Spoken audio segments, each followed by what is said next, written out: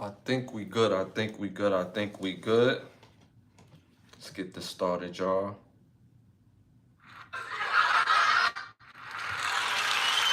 Yeah.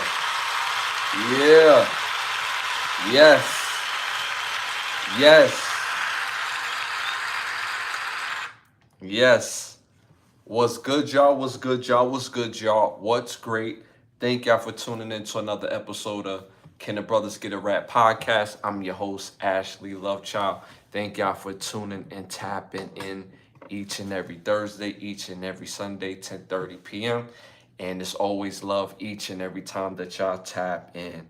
I want to show appreciation to the chat already in here. We got day ones, we got badge holders already in the building. So thank y'all for the support and just your energy of the show continues with the growth of the show. So again, thank you.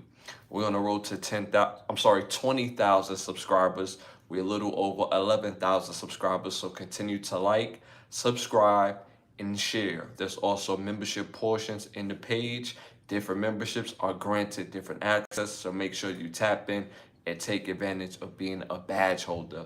Also, again, we have over 450 rewatchable videos of this podcast.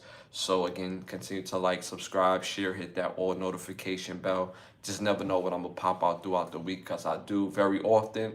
So again, thank you for the support of the show. Real quick, shout out to the chat, heavy in the building. Shy in the building, Shy Butter. Shout out to Winter in the building. Shout out to King P in the building. Appreciate that. Gifted. Thank you. All the haters out of the woodwork talking about Shador Sanders. We're gonna get into that a little later, actually. But yes, absolutely. They in full effect. All this time, everybody was real quiet. The young man didn't have a great game, but he didn't have a terrible game neither. But by his standard, it wasn't great. But it wasn't that bad, to be honest with you. But still can build. But shout out to Shador Sanders and continue to working. Tremont Lions, you're got Brooklyn in the building. Appreciate you tapping in. Hazel in the building. Appreciate you, Hazel, for tapping in. And we got Culture in the building again. Appreciate you tapping in. Want to thank all of y'all again for tapping in as always. Uh, it means the world to me. I'm not even gonna lie. So thank you, thank you, thank you.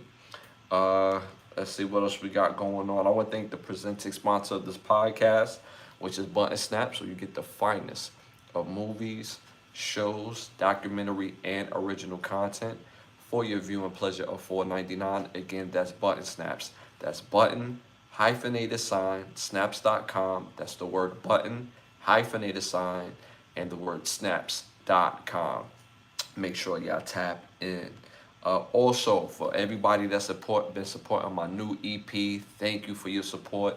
If it's your first time watching, my new EP, Winner's Loyalty, on every music platform. Again, just type in Ashley Lovechild.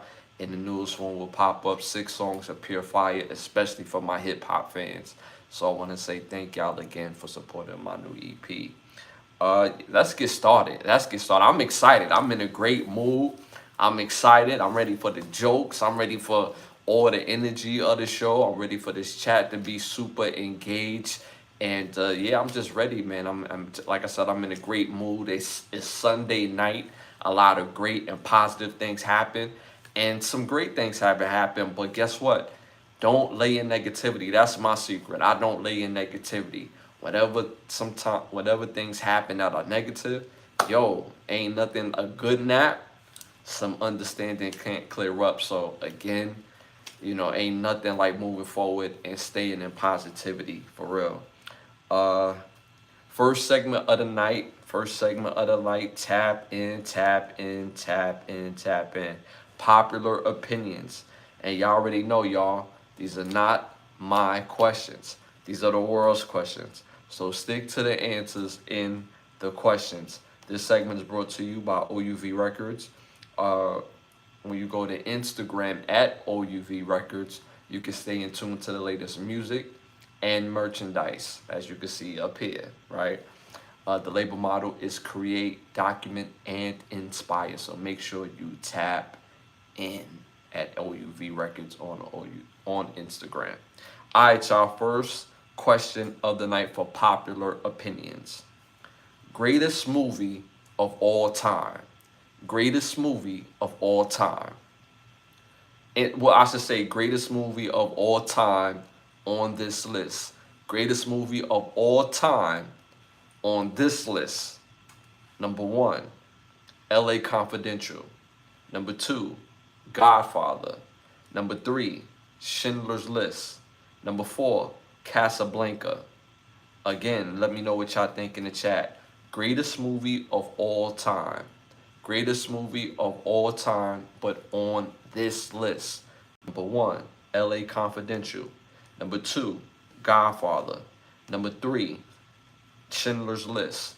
Number four, Casablanca. Let me know what y'all think in the chat. Let me know. Let me know. I'm seeing Casablanca. Some people say Casablanca. But let me know. So so I've been all right. So I'm seeing Casablanca. Um, I've seen 3 out of 4 of these movies. I've never saw Casablanca. I'm not even gonna lie to you, or Casablanca. I've never seen that movie at all. I've heard it, and I get the references in the movie because it's an iconic movie, and somebody will say, "Oh, that's the scene from Casablanca," right? But I've seen L.A. Confidential, I've seen Godfather, and I've seen Schindler's List. All of these are top tier fire movies, in my opinion. In my opinion. But if I had to say the greatest movie ever made on this list, I'm gonna go Godfather. I'm gonna go Godfather because the complexities of family and the complexities of dealing with real life.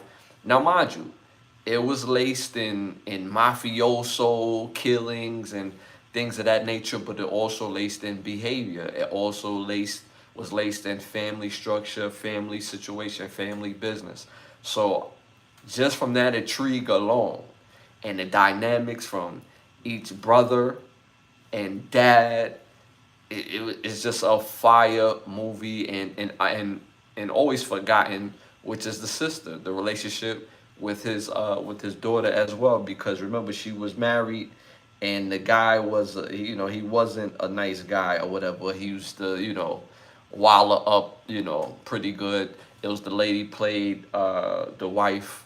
She played Adrian on Rocky, and she played the daughter and everything like that. So again, me personally, I'm going with Godfather. I think The Godfather is a fire movie and the best movie of all time on this list. So I'm gonna go Godfather, y'all. I'm gonna go Godfather.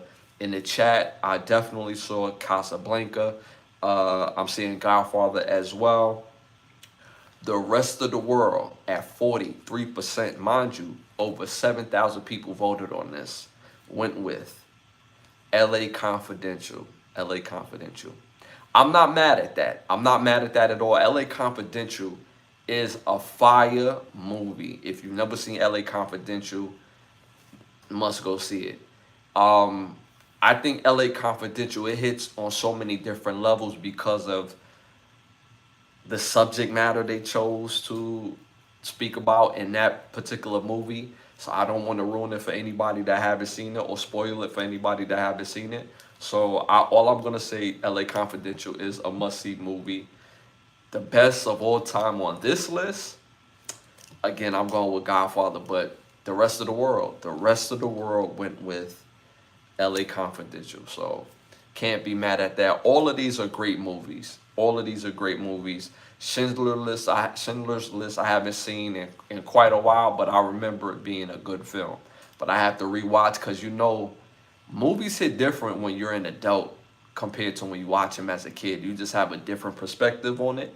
So I got to rewatch Schindler's List, and for what I remember, it was a really good movie. But you know, like I said, Godfather just hit different for me personally. So that's what I went with. All right, y'all. Moving on to our next popular opinion question. And remember, y'all, these are not our questions or my questions. These are the world's questions. So stick to the answers in the questions. Which state do you believe has the highest rent? Which state do you believe have the highest rent on this list? Number one, New York. Number two, Massachusetts. Number three, Hawaii. Number four, California. Let me know what y'all think in the chat. Let me know, let me know, let me know. Again, let me know which state do you think has the highest rent. Number one, New York. Number two, Massachusetts. Number three, Hawaii. Number four, California. Let me know what y'all think in the chat. Let me know, let me know, let me know what y'all think in the chat. I'm seeing some. I'm seeing my badge holders holding it down.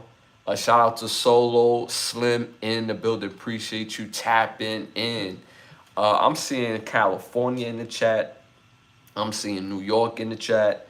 That's what I'm seeing in the chat so far. Yeah, I'm seeing New York and California for the most part in the chat. That's what's and mind y'all, they talking about the state, not areas, right? Because in New York City, the city of New York, that rent is crazy. But in New York State, when you include the whole entire state, places like Syracuse and Binghamton and so on and so forth, that rent gets a little cheaper. So that's also averaged in. And then, of course, California. They talking about the whole California, not just Los Angeles. Talking about the whole California. So yeah. All right, so I'm seeing a whole lot of New York in the chat. I also see some California in the chat.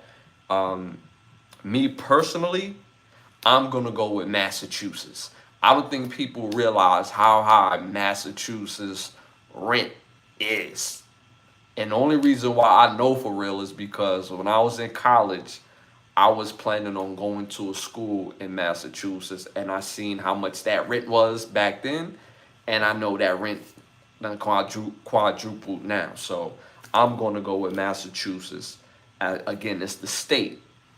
Okay, so I'm going with Massachusetts. The chat overwhelmingly went with New York, but also it was California is rep. But the rest of the world at 53%, and this answer is actually correct. Their answer is Hawaii.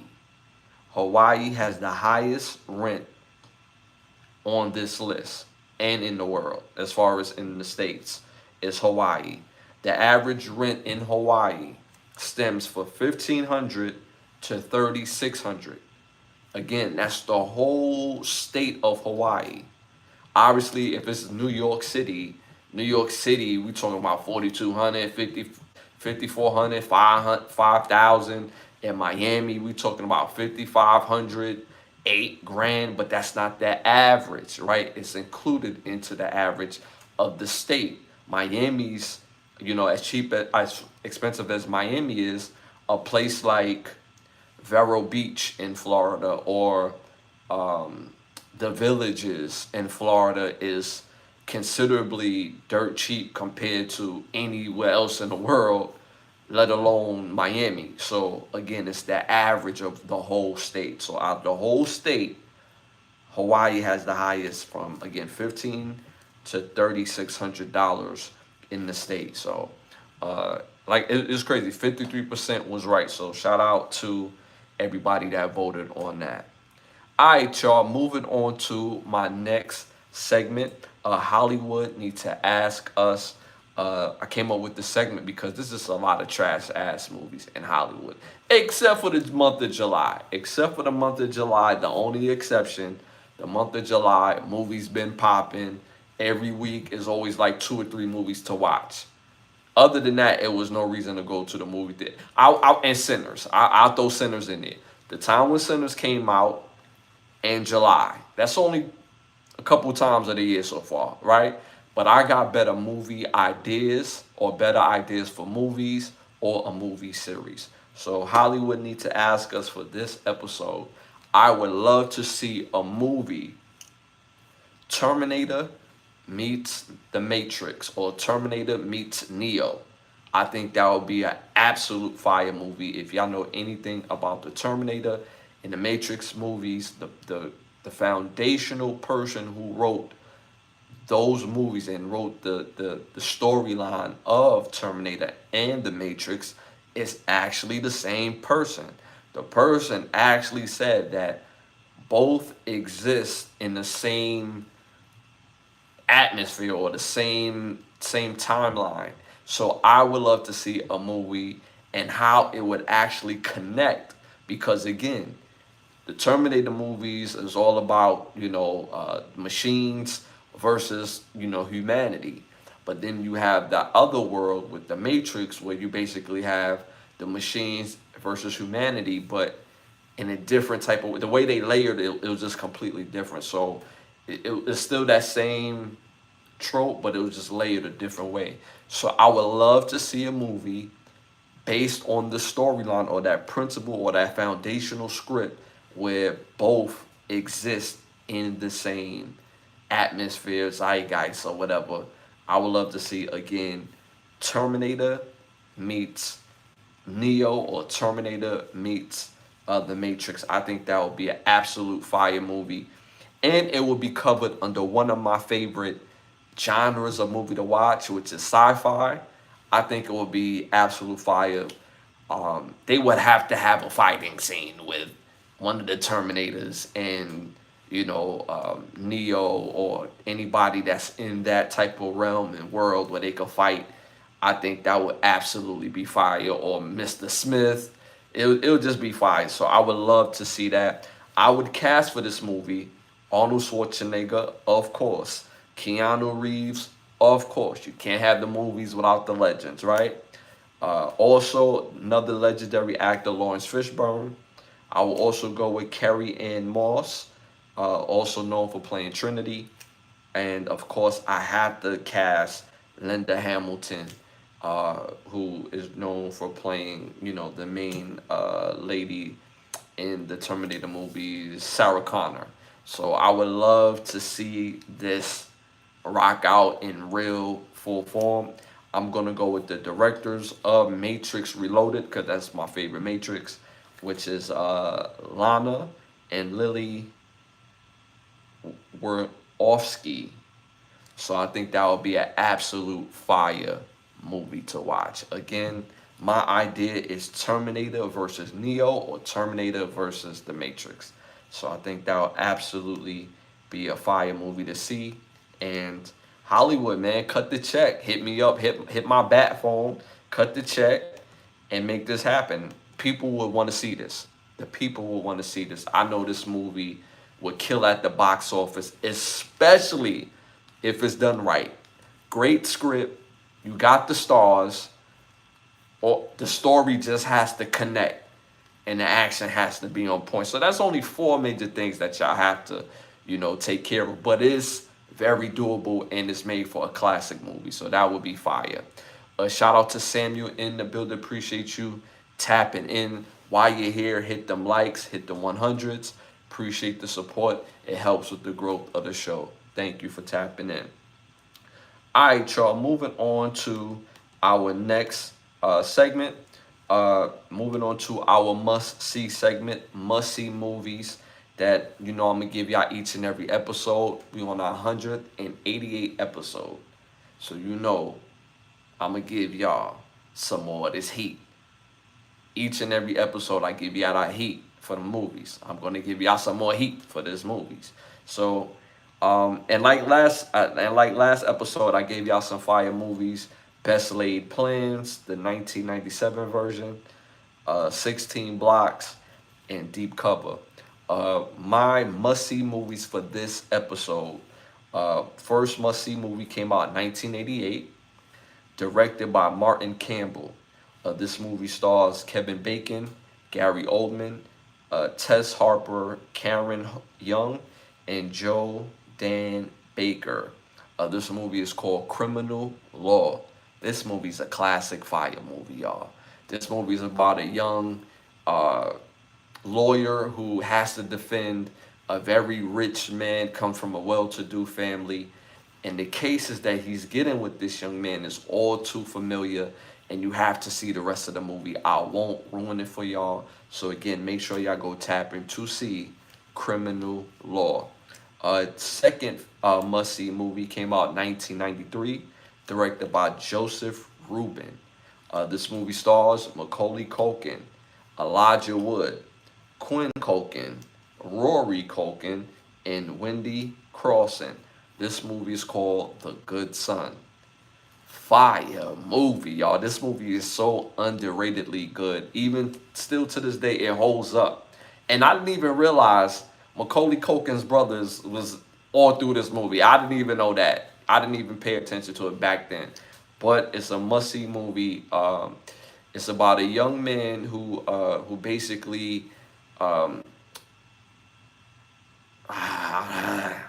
it's about a young man out of special circumstances has to go stay with another young man and his family. And you have to see the rest of the movie. I'm not gonna ruin it for y'all. So make sure y'all go see The Good Son. Third and final must-see movie came out in 2007, directed by DJ Caruso. This movie stars Shia LaBeouf, Sarah Romer, David Morse, Aaron Yo, Karen Ann Moss, and Matt Craven. And I think Matt Craven is the brother of Wes Craven, if I'm not mistaken. But Matt Craven. This movie is called Disturbia. Fire, must-see movie. Such a good movie.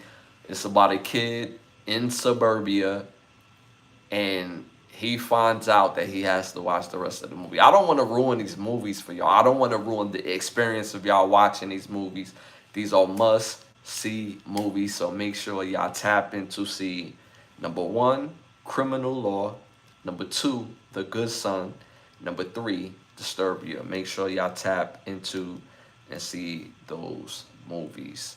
Shout out to DMG in the building. Appreciate you tapping in. Milestone 200th episode coming soon. That is a fact. That is a fact. Y'all got to give me some ideas on what y'all think I should do for the 200th episode. Obviously, we're going to do what we've been doing. But, gaining some perspective and ideas from you guys, I may add to the show for the 200th episode. So let me know what y'all think that I should add for the 200th episode for the show. So let me know. And that's really big. That's very, very big. Pause. It's a big accomplishment. So, I want to do this right and celebrate it with y'all. You know what I'm saying? Let's do this right. All right, y'all, moving on to our next one. I'm going to give y'all an artist that y'all must go listen to. Y'all know if it's new or old, hip-hop or R&B, my music that I'm going to give y'all is from an artist that give that good music, good vibration, and you must listen to. So my artist tonight, you put these 3 songs on your playlist. Again, these 3 songs on your playlist. Number 1, the artist is Lloyd, R&B singer Lloyd. Lloyd got some heat, y'all. He got some heat. Act like you know better. He got some heat. Number 1, put this on your playlist. Porcelain. Number 2, Excited. Number 3, True. Put those on your playlist. It's not a game. Those are must-have music on your playlist by Lloyd. Again, number 1, Porcelain. Number 2, True. Number 1, Porcelain. Number 2, Excited. Number 3, True. Make sure y'all put those 3 songs on your playlist. Fire, dope music. It's timeless and it's classic. So make sure y'all put those songs on y'all playlist. All right. Moving on to our must-read books. Y'all know I'm going to give y'all some fire books to read. Well, a book to read. And so make sure y'all tap into this book. It's actually a great read and very informative. This book is called Sex Cult Nun. Sex Cult Nun. I'm trying to say cult, like the Colts, not Colts, as in Indianapolis Colts, like cult, like a cult, right? So sex, cult, none. Breaking away from the children of God and a wild, radical religious cult. This book is written by Faith Jones. It's a really good read, and tap into it. Tap into it. It's very informative on even things to look for and be aware of in real life, because these things happen. People find themselves in cults, and not majority, but these cults, or some of these cults, are really ramped up by sexual behavior. Whether they put you in prostitution, whether your payment is of the flesh, it's a great book to read. Helps with recognizing signs from people, and just hearing the stories of these people is very informative, to say the least. So make sure y'all tap into that book. Again, it's called Sex Cult None: Breaking Away from the Children of God, a Radical Religious Cult. And again, it's by um, Faith Jones. So make sure y'all tap in to that book. All right, y'all, moving on to our next segment: send them to turkey or nah. Send them to turkey or nah. Again, type in T to send them to turkey, type in N not to. Came up with the segment because we found out Turkey has some of the most strenuous laws on the planet. So it became an inside joke on the show that we send people that do crazy things, stupid things, to Turkey. So that's the gist of send them to Turkey. All right, y'all. Again, type in T to send them to Turkey. Type in N not to send them to Turkey. All right, y'all. First one of the night.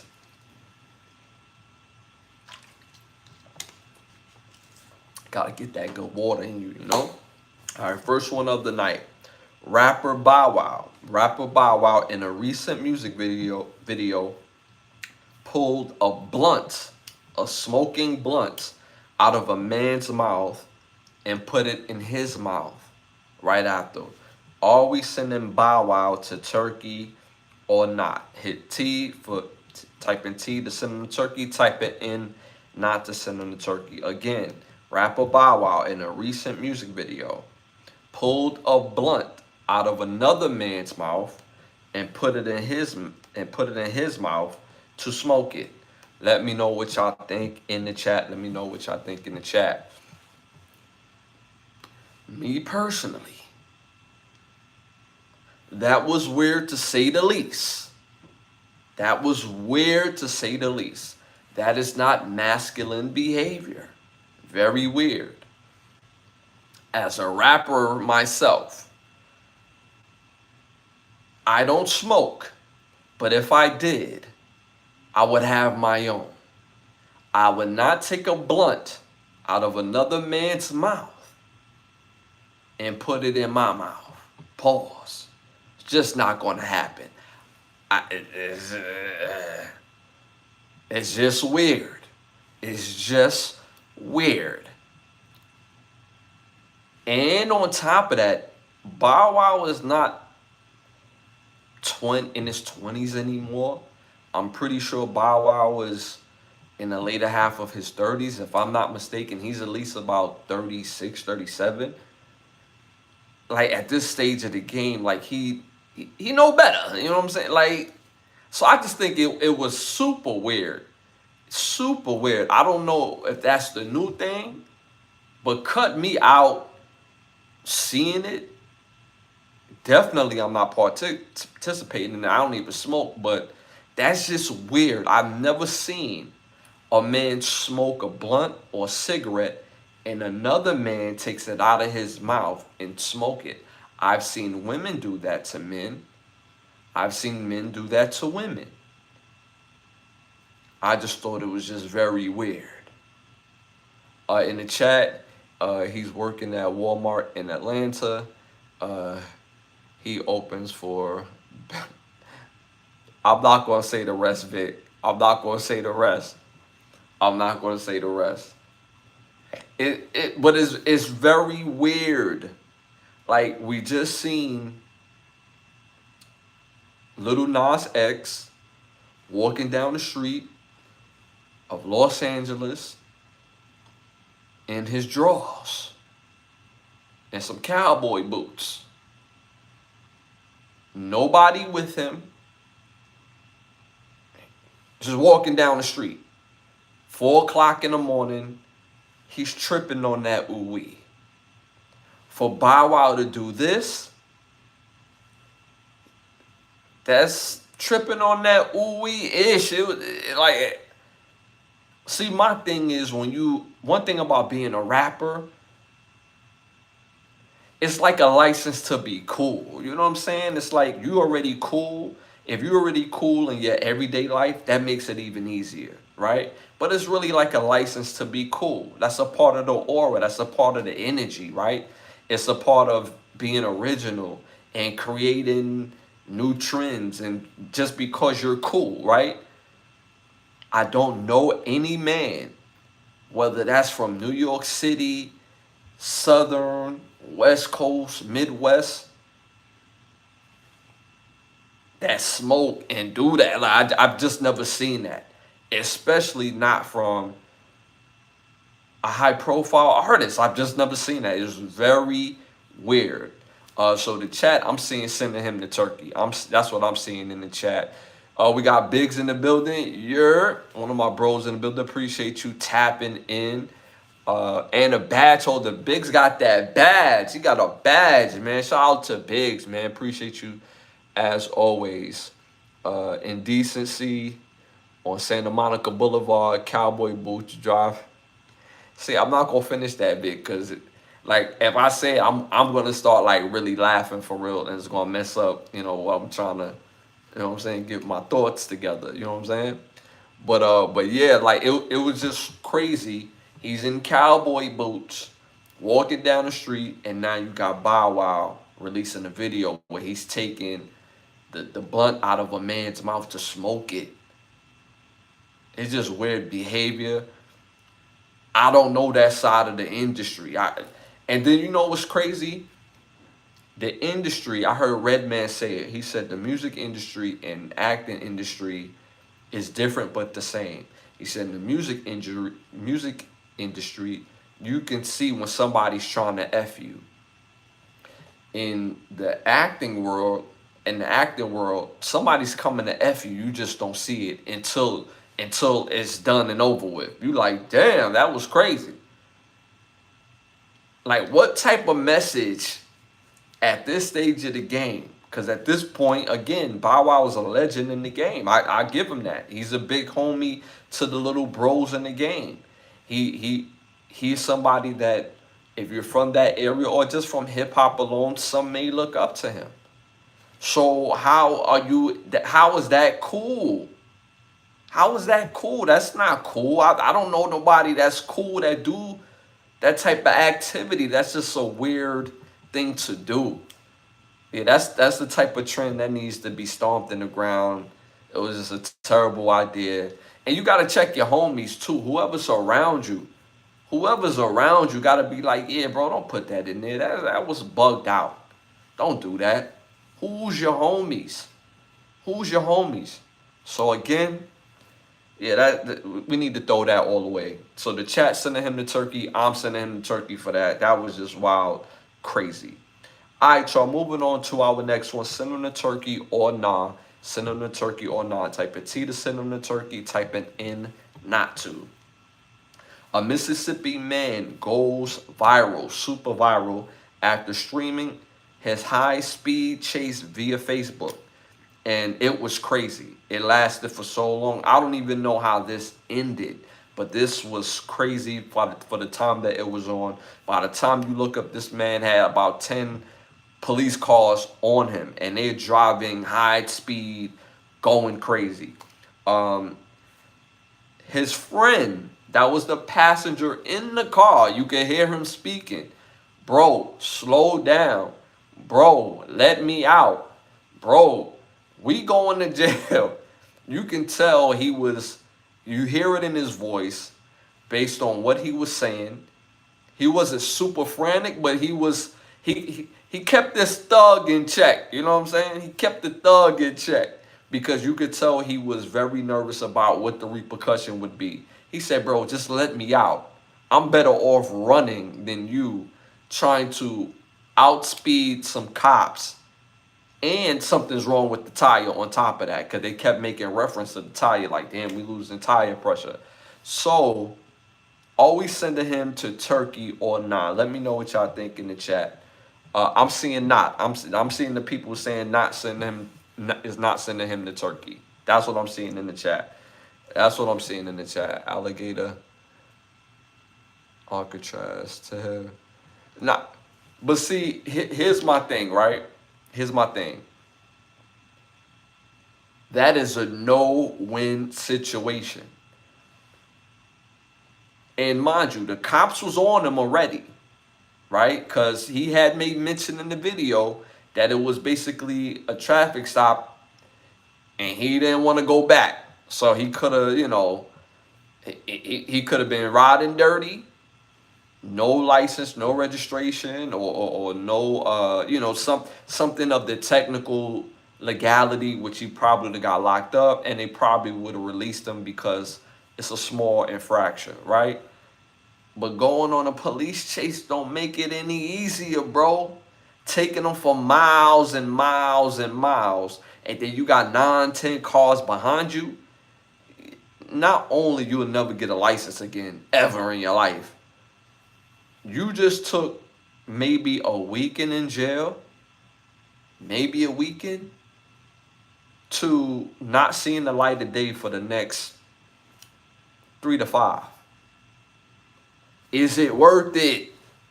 And then not to mention, you got your homeboy with you, and he's saying this in the video, I got nothing to do with this.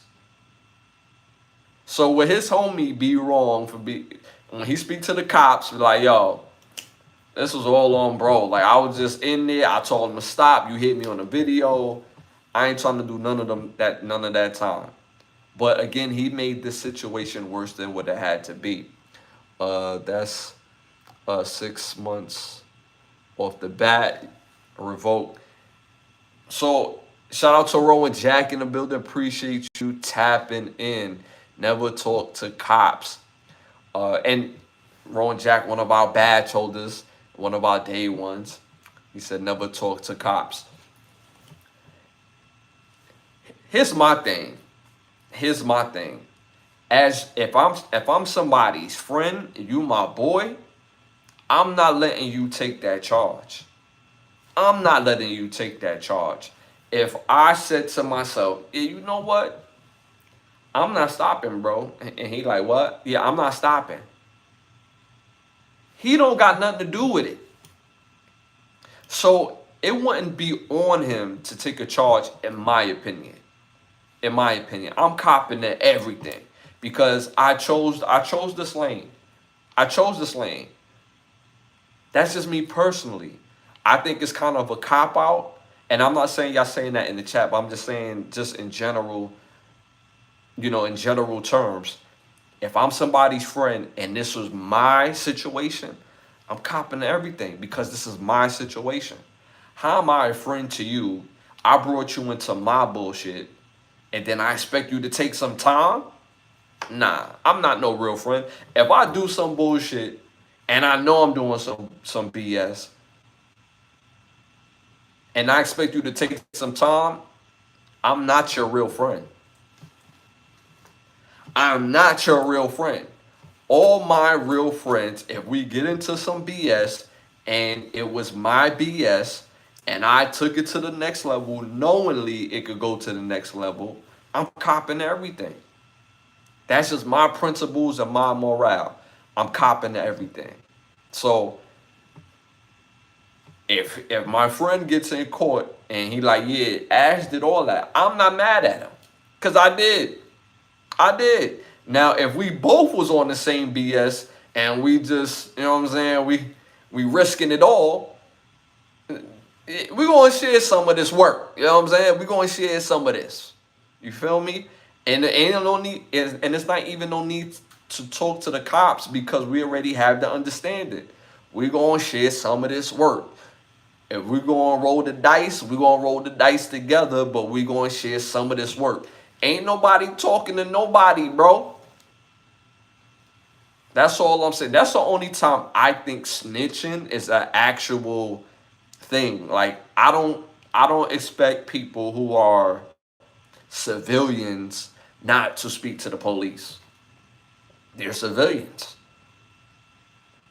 Why would you expect them not to? They ain't not trying to engage in none of the BS. I gotta be careful from cursing because they will strike me. But they didn't engage in none of that. So me personally, yeah.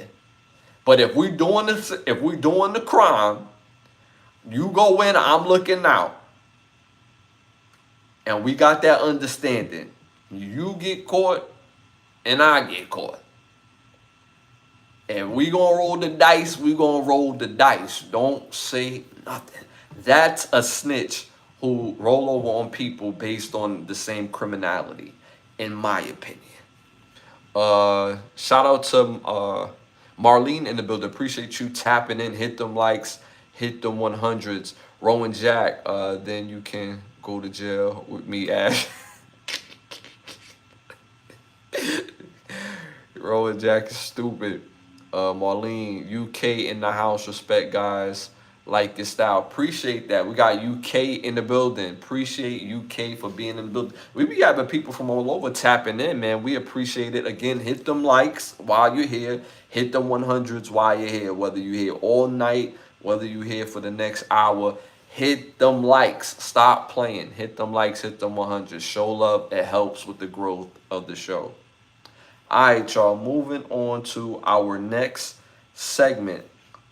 This segment, y'all already know, it's time to rap. This segment is brought to you by Button Snaps, where you get the finest of movies, shows, documentary, and original content for your viewing pleasure of $4.99. Again, that's Button Snaps. That's the word button, hyphenated sign, and the word snaps.com. That's the word button, hyphenated sign, and the word snaps.com. First hot topic of the night.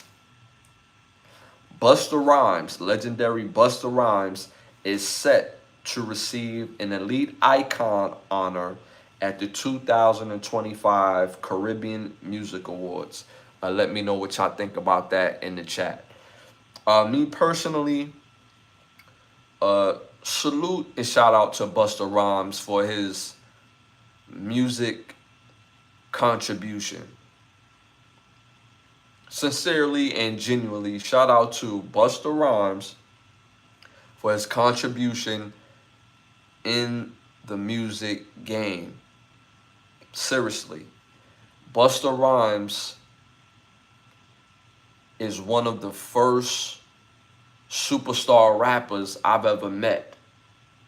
And he probably wouldn't remember me, but I remember Busta Rhymes from being in a group called Leaders of the New School. And they had this music video out at the time, and it was popping. It was him and a couple of other guys that was some really dope rappers. But he always stood out, you know. Him and another guy was kind of like the standouts, and I believe those two particular guys had a falling out. I forget the other rapper's name.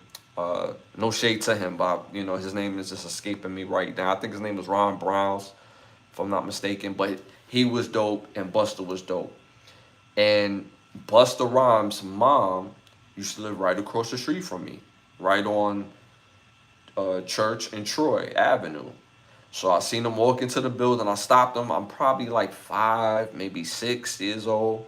Ran up on him, asked for an autograph. He did it. He was cool. And it's crazy. His DJ lived on my same block. He was my boy Curtis' uncle. And then his, hype man or his partner in crime as far as in the music game. And I don't want to make that sound weird, but, y'all know what I mean by hype man, the legendary, we had hype mans in hip hop, you know what I'm saying? So, I don't want to make it seem like it's weird, but, even his hype man lived on the next block, and those guys kind of like knew my brother, my older brother Miles. Rest in peace to my brother Miles. I don't know if y'all can see him right there in the chat. Yeah, in the shot right there. Yeah, that's him. So, and of course my brother's 11 years older than me, so You know what I'm saying? It's more compatible in years of age. But I will say this. This is around 93, probably 91. I might be getting my years mixed up, but it was in the early 90s, I would say.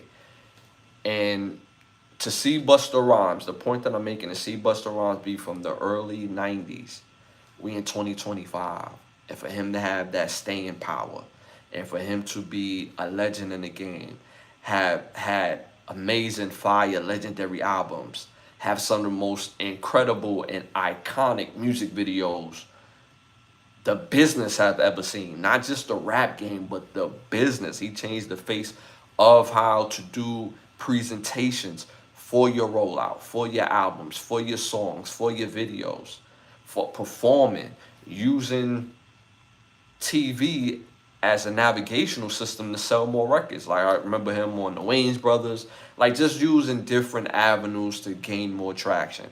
And again, his staying power, his staying power. And that's a hard thing to do because when people get to know you, it's very hard to stay on top, stay relevant.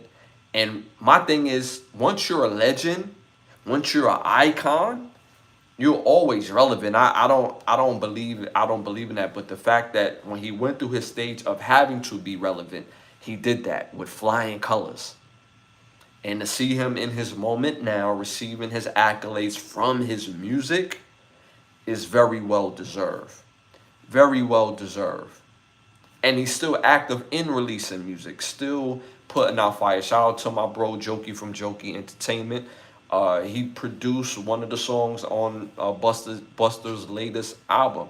So again, he's still active, still doing his thing, and this is well deserved. Again, Busta Rhymes set to receive the Elite Icon Award, or honor, I should say, at the 2025 Caribbean Music Fest. So shout out to Busta Rhymes for that. And continue to do your thing and to be iconic in this music business, not just in the hip hop space, but in the music business. So shout out to Busta Rhymes. And he also showed some love to my bro, Rayon Lawrence. Rayon Lawrence is one of my day ones. You already know that, you know what I'm saying? But shout out to my bro, Rayon Lawrence, who is a terrific actor, but they've been in spaces together where Busta has shown him some major props based on, you know, stemming from my bro's acting prowess. So shout out again to Busta Rhymes. All right, y'all, moving on to my next my next hot topic. The new craze have gone viral. So there's a new prank. There's a new prank called Tell Your Parents Shut Up. And that prank has gone viral. I don't know if y'all seen this in the chat, but this prank is going crazy. And I would love to see the parents in this stream right now what y'all think about, you know, the prank going viral. When I look at those comments from the videos that I've seen of this new craze that's going viral of, you know, teenage kids, little kids, telling even adult kids telling their parents to shut up. I love the genuine disbelief in the parents' face where they look at their kids like, oh, today you're choosing to take the long nap. Oh, you trying to go to the upper room. No, I'm going to give you some special express tickets to get to the upper room. I love the look on their parents' face when the kids say, hey, shut up. What the parents ask them to do, shut up. And the father, especially when they do it to the father have a different type of battery in his back, like, what? Or they jump up, or they just start chasing the kids. Cause most parents won't admit this, but I'm telling you, kids, especially if you're a parent of a teenager, teenagers don't understand. You kind of looking for a reason to duff them out. You know what I'm saying? You kind of looking for a reason to suplex, a little leg drop, little two-piece, little two to the head, one to the body combo. They don't know y'all kind of looking for an excuse. I know. Okay? But a lot of kids think parents is like, yeah, like you are parent. That's it. That's cool. And we could get crazy. Nah. When you're parents, as a man, you came from my balls. So ain't no way I'm going to let something that came from my balls talk to me crazy. Suplex is very equal opportunities for son and daughters. So again, this craze and I kind of wish it would go away because the wrong parent is going to whoop ass first, then ask questions later. They had to catch one particular parent in mid-swing. The father was like this, the child was like this, and the mother was like, prank. It's a prank. Chill. I don't know why kids think that's funny. I don't know why. Again, let me know what y'all think about that in the chat. Marlene, went and did. My mama got a lead weight cash. They don't understand. Y'all see my parents in the background. They was kind of crazy. My mother threatened to shoot me a couple of times. Gun butt me, you know. She was that type of woman. She was about that life. About that life. My father, that's a whole nother, it's a different type of dude. I was a crazy dude. You get that look in his eyes, like, you know what I'm saying? So I would never, not purposely, you know what I'm saying? Not purposely, but I don't know, maybe it's the parenting style of this era. Maybe the parents is way too nice in this era. Maybe the parents are trying to be their children's friend in this era. Maybe they feel of the backlash if they whoop a little ass, that, oh, you don't have enough mental fortitude to get on a child's level for them to understand their rights and wrongs. This is why some of these children is so entitled. Because we spare the rod, we spare the child. Again, if I said it once, I'm going to say it again. All children have to have a healthy fear of both mom and dad. A healthy fear. Not an unhealthy fear, a healthy fear. And that healthy fear would not only save their life, but it saves you the heartache and pain. Seriously, think about it. If your kids have a healthy fear of you, when they get into moments of distress or a situation where this might go left, they put their parent into their decision making. Do I really want to deal with my crazy mother? Yeah, nah. Do I really want to deal with that psychotic father of mine? Suplex whoop my ass? No. I'm cool on what y'all about to do, bro. I'm out. Now, I ain't got nothing to do with that. Not me, baby. So all children need a healthy fear of their parents. So this prank is somewhat funny based on the parents' reactions, because these are real reactions. Kids are like, shut up, or go to hell, or F you. And the parent is getting up, ready to get busy. And again, most kids don't know, especially if you got them teenagers, that parents secretly just want to two-piece you one time, secretly, and just looking for a reason. So again, kids, be careful with this prank. The prank is, it's a couple chuckles, I'm not going to lie, but it's dangerous business. My daughter never did that with me. I'm just saying. I never did that with my mother or my dad. And neither did my friends. These people are crazy. So I hope they stop the trend, because you're going to get somebody hurt. Shout out to Marlene. I got, okay. Weapon beatings. Like I'm trying to tell you, we grew up on weapons. And again, I know I'm going to sound like the old man in the room, but even the school had a license to whip ass.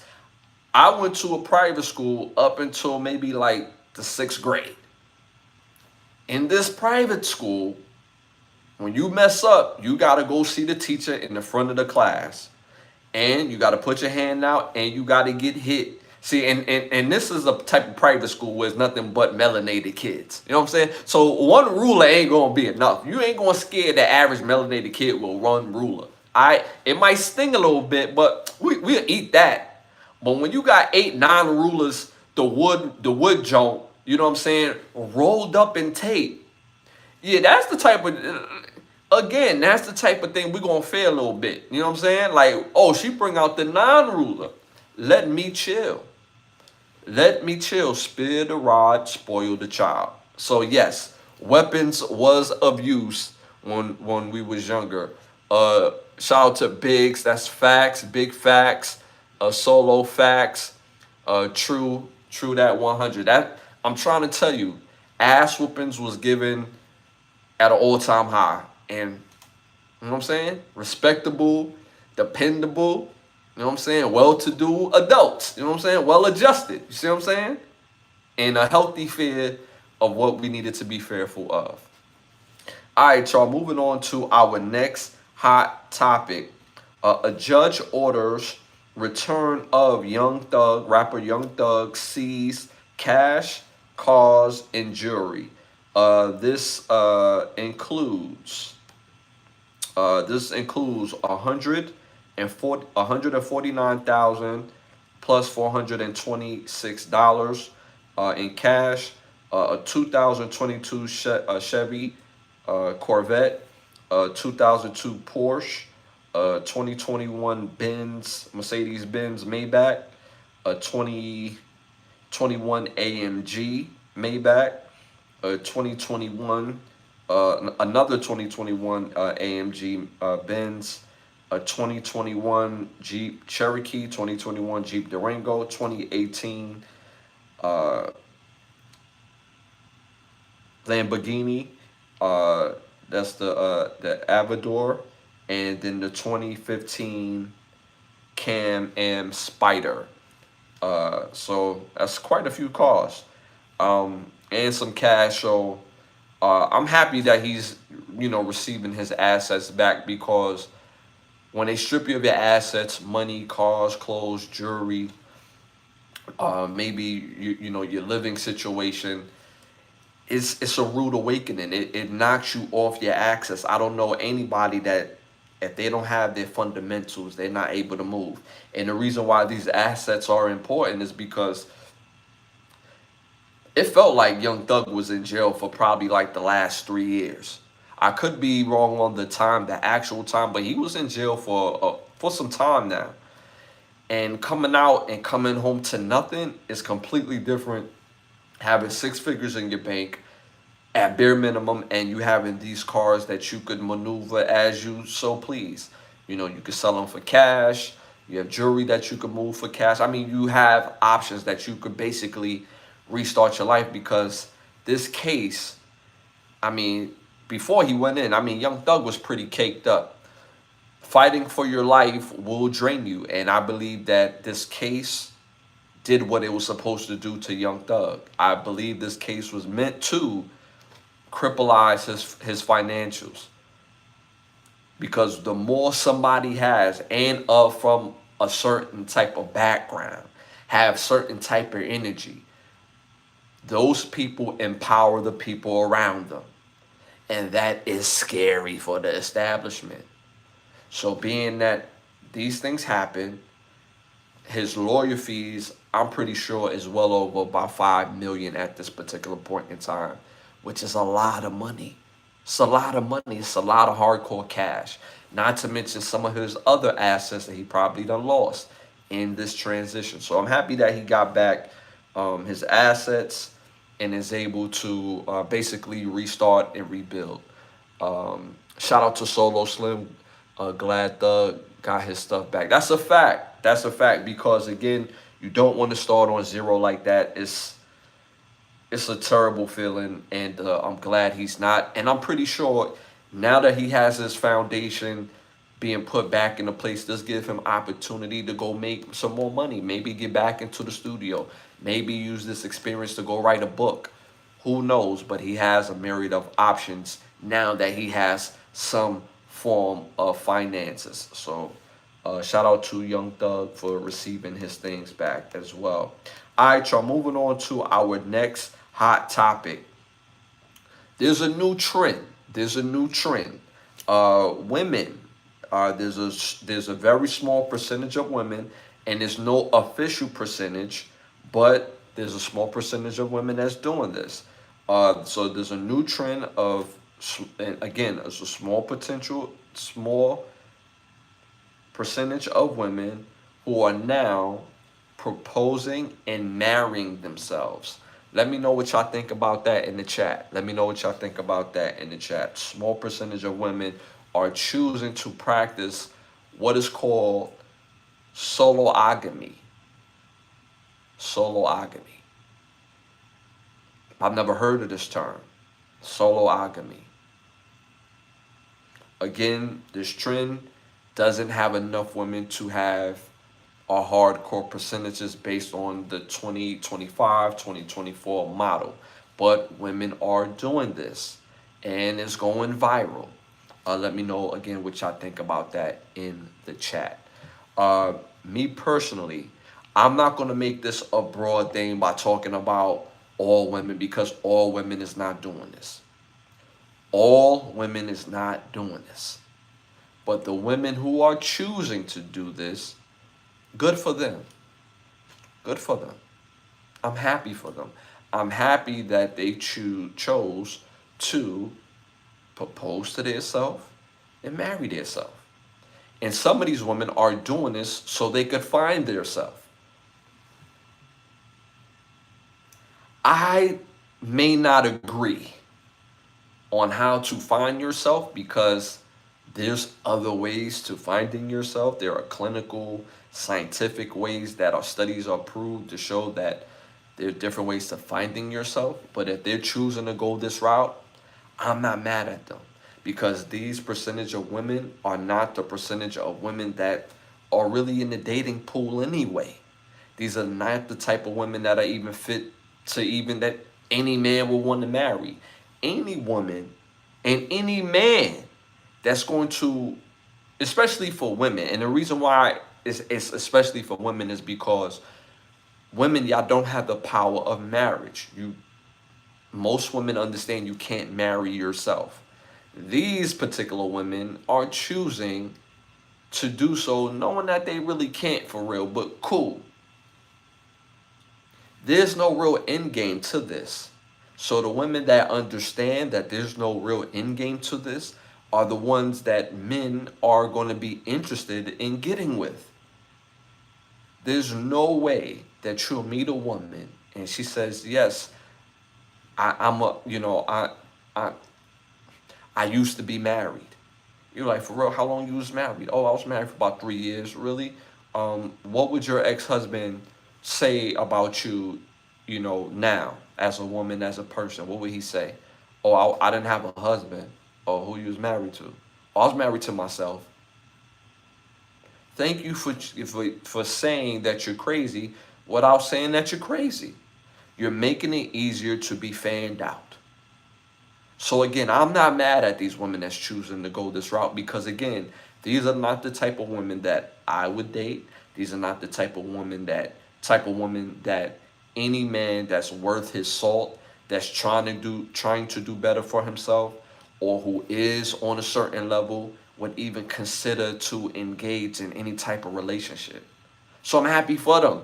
I'm actually happy for them because again, most women that are sane is not doing something this idiotic. So again, I'm happy for them. I'm not even mad, to be honest with you. Is it weird? No, because some of these women who are going this route, is not trying to make general sense. Some of the women that's choosing to go route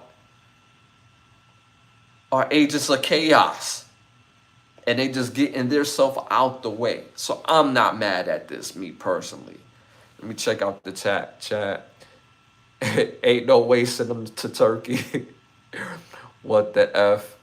Each to their own, just surprised the hell out of me. I'm saying, right? I'm saying, like, for some reason, I went down a rabbit hole and I was watching cops and their interactions when they stop people, right? And the cop pulls the young lady out of the car. And she says, yo, you shouldn't be touching me. You're a man. The cop said to the lady, how do you know I don't identify as a woman?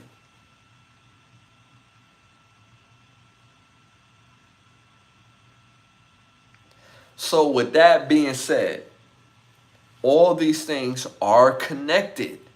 Because if we open up the lane and the roads to things that don't make no damn sense, things that are idiotic that we have to entertain, it opens all these roads, and all these roads lead to chaos.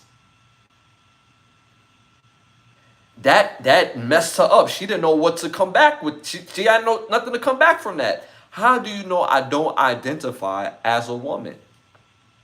Just because you see me in my police uniform and as a man, how do you know I don't identify as a woman? Chaos. Chaos.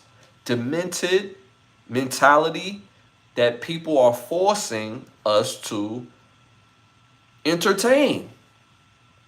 So the women that are choosing to do this, the very small percentage who are practicing this new term called soloagamy, thank you. Kindly move out the way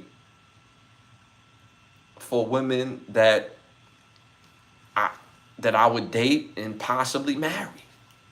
Am I looking to get married? Not really.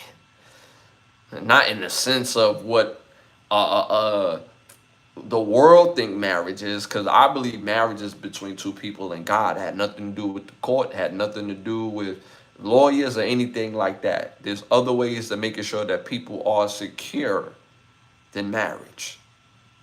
There's something called policies. If you go down to any type of place that does insurance policies, there are things in place to make sure that the person that you're with is taken care of without marriage.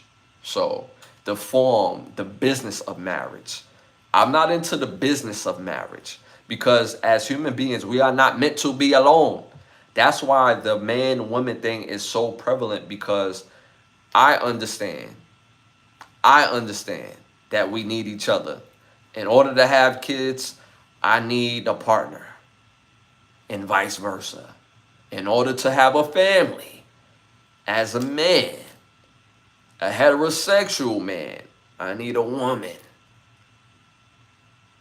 And one from the tap. You see what I'm saying? One from the tap.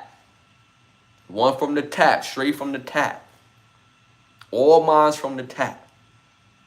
So being that we understand that, we can't leave room for what I feel. What you feel don't make a bit of difference. It's what is real, what you really dealing with, what you was actually. Y'all get the point that I'm saying. So again, that's the new thing that's going on. This small percentage of women are choosing a new term called soloagamy, where they're again proposing to themselves, throwing proposal parties, and having all-out weddings for themselves.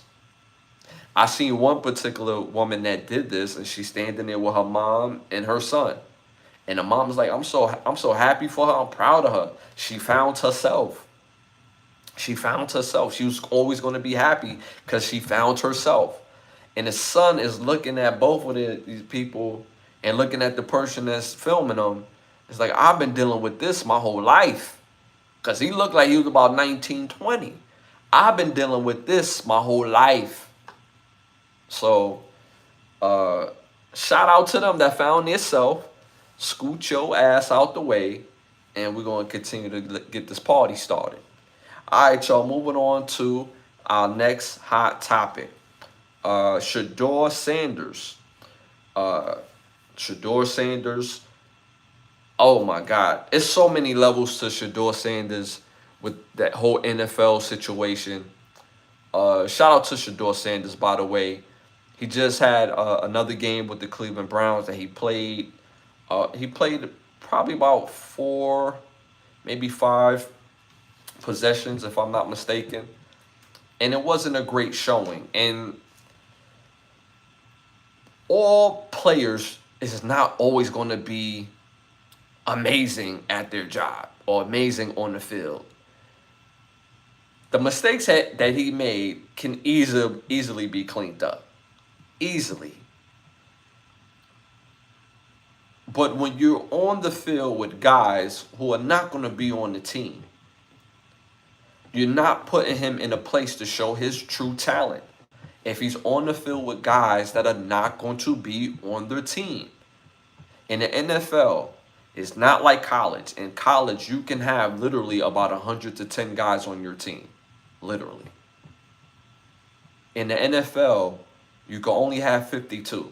Well, 53. Excuse me. 53. And then you keep about, I'll say 15 to maybe 20 guys for the practice roster. Those guys on the practice roster, no other team wants. And that's the beautiful part about being on the practice roster is if a team puts you on their practice roster, if another team needs you, they could just snatch you up. Like, yeah, we're going to pay this kid. Bye. He's on our team now. But Shedeur Sanders went 3 for 6, about like 14, 16 yards, if I'm not mistaken. He was sacked 5 times. And 3 out of those 6, well, 3 out of that 5, I should say, they was drops. So he would have went 5 for 6. He really had one bad throw out of that pass package. But he's not on the field with guys who are not going to be on the team, which matters. The talent pool matters, who you on the field with. You've seen other quarterbacks who are shining, who are rookies that are doing their thing, but they're on the field with guys who actually have a chance of making the team, who actually have skin in the game to making sure they put their best film on tape when it matters. All the other quarterbacks outside of Tyler Huntley was on the field with plays that matter. When you have a quarterback competition, Joe Flacco, Dylan Gabriel, and Shedeur Sanders, Kenny Pickett X'd himself out because he was hurt. But Dylan Gabriel and Kenny Pickett is on the field with guys who are actually going to play in the game. So when you have Shedeur in the game with guys who are not going to play, he's basically working at a handicap. So that's not an excuse. It's a factor. It's a factor. Talent is a factor. When you have the 4s going against the 2s. When you have the 4s go against the 3s. 3s and 4s are not the same. 1s is not the same from 2s. And Shedeur seen first team defense, seen second team defense, and at the very worst seen third team defense. Got sacked 5 times. So again, I'm rooting for Shedeur. I know he's going to bounce back from this game. He's going to make the team.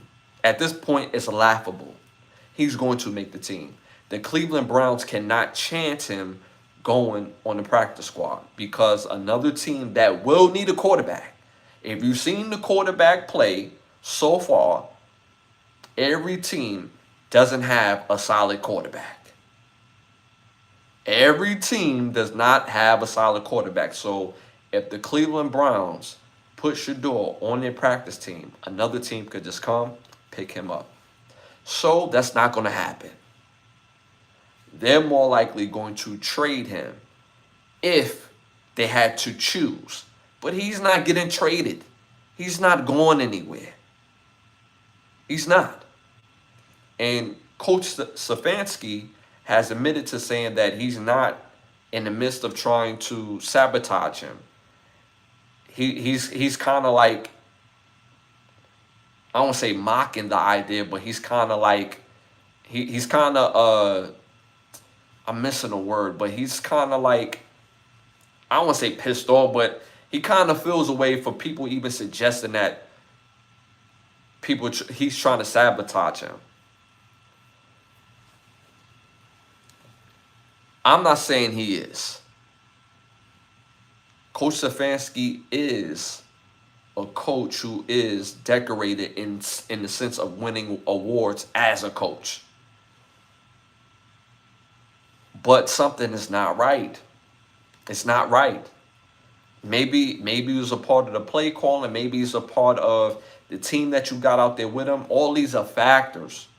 But the thing is that when you're not putting him in the best situation like you're putting others, when they get in, other particular high percentage plays and you giving Shedeur higher percentage plays with a lesser talent, then that's a factor. So I'm not going to say that he's really trying to sabotage him, because if he is, that really works against him. Even though Coach Stefanski has won some awards, he's not a mainstay in Cleveland. Meaning, if he have a bad season, he can get fired, and I believe he will get fired if he does have a bad season. He's not a mainstay as a coach where you're expecting his team to go to the playoffs every year. If he missed the playoffs, it's like, all right, we'll bounce back. He's not that. He's not in that safe of a position to do that. But he needs to start putting Shedeur in more advantageous situations because it only benefits the team. He's the best quarterback that you have. Period.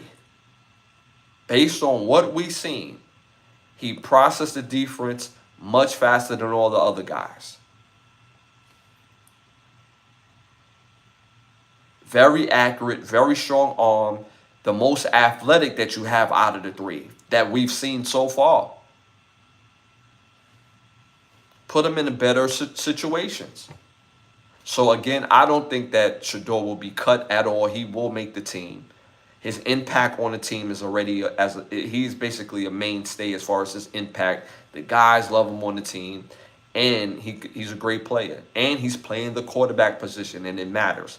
So again, the game that he had wasn't great, but he's going to be able to bounce back from that.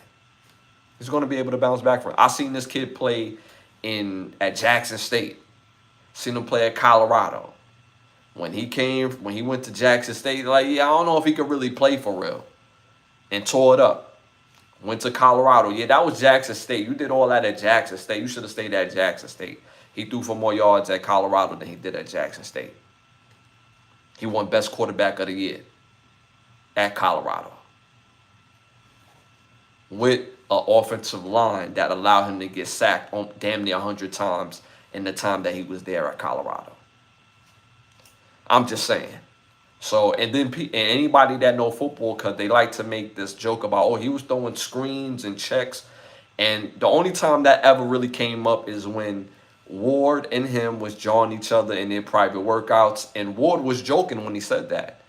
But anybody that know football, if you have the arm to throw downfield and you don't have the offensive line to block it because you need some time to throw down the field. If you don't have that, you're going to throw more mid routes, comebacks, slants, draw, swings. You're going to do whatever that the defense allows. And on top of that, they didn't have a running game on top of that. No matter who the back was and no matter who they put on the offensive line. It got better than the last year, but it still wasn't effective. So again, put them in a more advantageous situations. Shout out to Mona in the build. Appreciate you tapping and hit them likes, hit them 100s.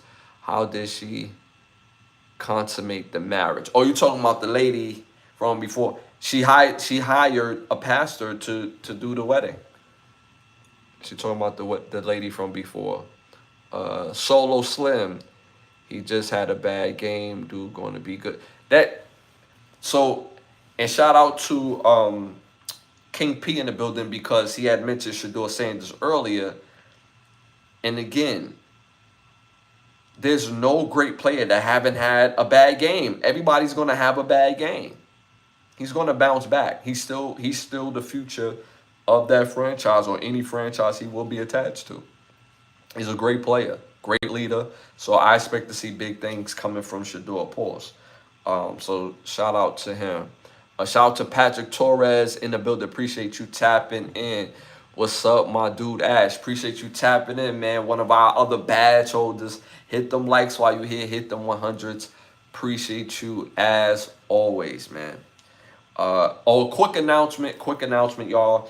Being that college football, NFL is coming back, I will be doing some sort of breakdown during the show. Each and every episode will, I'm gonna let y'all know the scores and things of that nature and give y'all my take on these sports. So, and then the beautiful part, I love the fact that most times when I speak about sports, it's not I don't say it for people to agree. I say it because that's what it is. And I'll be right too. And then it's funny when people disagree, and then when I'm right later on, then they get quiet and be like, yo, it's cool. I see you hiding in the corner, bro. Come on back. It's cool. You know what I'm saying? I'm here to spread love, bro. That's it. You know what I'm saying? Pause. Nice. I love it. Appreciate that, man. Appreciate that. So we definitely going to be doing that as well. All right, y'all. Moving on to our next hot topic. Question. I did some research about this because I went somewhere and this place was immaculate. It was beautiful. And it got me to thinking. And this particular place was a school.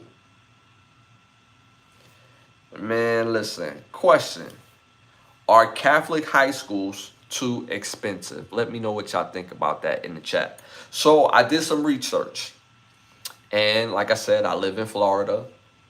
And Catholic schools in Florida are very expensive. So the average that I've seen for the cost of these schools, and they're spending the money quite well, might I add, because when you look around, you see where they're putting the money. Nobody's taking the money and running off with a bag. They putting the money into the school. This is like the movie Accepted, where they putting the money into the school. So the average tuition for these Catholic schools range from $15,000 to $25,000. And the determining factor is if you're Catholic. If you're Catholic, the bottom of your tuition would be $15,000. If you're non-Catholic, your bottom tuition will be $25,000, or the highest will be $25,000. Excuse me. Let me know what y'all think about that in the chat. When I seen these prices, I was like, yo, it's a lot of money, dog. It's a lot of money, and mind you, the schools are beautiful. They look like schools. They look like somewhere you would want to go. Campus, sporting things, social clubs, academic things. And all these things are made to stand out in the nation.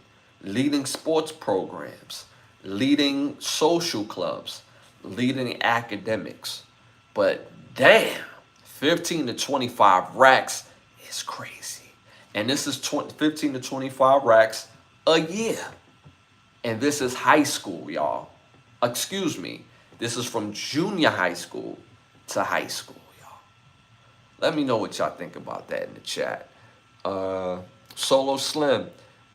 They expensive. Most Catholics are tied into big name colleges, alumni. Okay.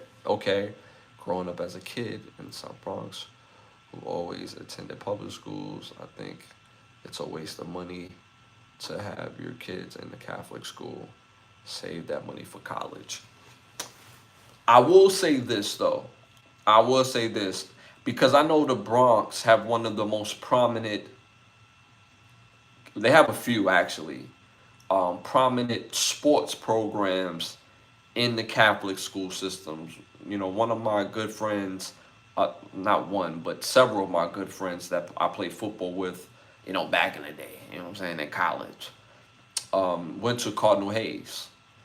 And I remember, you know, in my early, I'll say my late teens, early 20s, I'll say my late teens because I didn't go to college immediately. I took about a year off, 2 years off, because y'all know I had my daughter at a very young age, and I joined the workforce. And in the workforce, you know, a part of, you know, going to different areas like 149th and 3rd, and that particular area has Cardinal Hayes.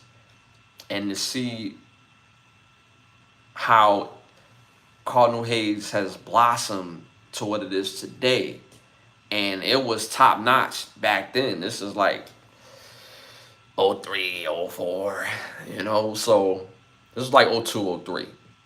So three, not so 3 or 4, oh 03, oh 04. So, you know, they a lot of money on uh Cardinal Hayes and St. Raymond's waste, bro. And see, here's the thing, right? This is what I'm a believer in. I'm not proud of the fact that I've been arrested quite a few times, but I notice that jail, county, the bookends, they all look like schools in New York City. So I believe that New York City, they raise kids being susceptible to going to jail. It's like when you go to jail, like, oh, this is like my old high school, right? As far as the aesthetic, it's just funky as hell. Some of the worst smells you ever smell in your life, right? But schools like these Catholic schools, they look like schools though. So I agree with you on one aspect where it is too damn expensive. That's crazy amount of loot. That's even if you spend that type of money in college is ridiculous. That type of money for education is ridiculous. There's no need for that. That's a lot of bread. It's a lot of bread, especially when you don't stay at the school. These are schools where you go to during the day and you go home during the night. So that's a lot of money. It's a lot of money. In order to properly pay that amount of tuition for your child to be in school, you're upwards of 200,000 per parent to pay 15 to 25,000 a year in education. That's a lot of money. That's a lot of money. So if we have a clear understanding that maybe 15% of the people in our population make 100,000, how many make 200,000? How many of the population can spend up to 15 to 25,000 a year for their child to go to school? And mind you, when I was at the school, it was packed. It was packed, you know, of all ages, and everybody's happy, smiling, and the school was impeccable. It looked impeccable. The things that they had for it was impeccable. But I was like, damn, who fronting the bill for all this? I don't know. Me being from Brooklyn, you know, a poor kid from Brooklyn. When I see things like that, I'm like, yo, that's dope. But it's a lot of money around here, dog. Like we can smell the money on. You know what I'm saying? Like, you know what I'm saying? What my boys say in Friday After Next? Taste the air, tastes good too, right? Same thing. I was there. It's like, yo, this is a different type of air. Different type of air over here. And it just made me look up the information. So y'all saying it's too expensive. I'm agreeing with y'all. I went to private school from kindergarten to about 4th, 5th grade. Couldn't stand it. And my parents were struggling to pay that money to do that. Struggling between both of my parents. Now, it was nowhere near this, but it was comparable, somewhat comparable to back then. You get what I'm saying? So, and I grew up broke and poor. My parents didn't get no money until I got grown and out the house. So, you know what I'm saying? So that is too expensive to be going to any type of high school, elementary school, junior high school, even college. 15 to 25,000 a year in college is ridiculous. Simple and plain. Simple and plain. Shout out for what, Ash? If you don't mind me asking. Are you talking about me getting arrested? Oh, for this stuff, man. You know, this is, you know, just, young, just a young, young guy, just, a lot of testosterone. You know what I'm saying? Bad choices. That's the main reason. Bad choices. Hurt. Hurt. Unhealed. Yeah, that's the real reason. Unhealed. And trying. There was a few instances I was trying to be better.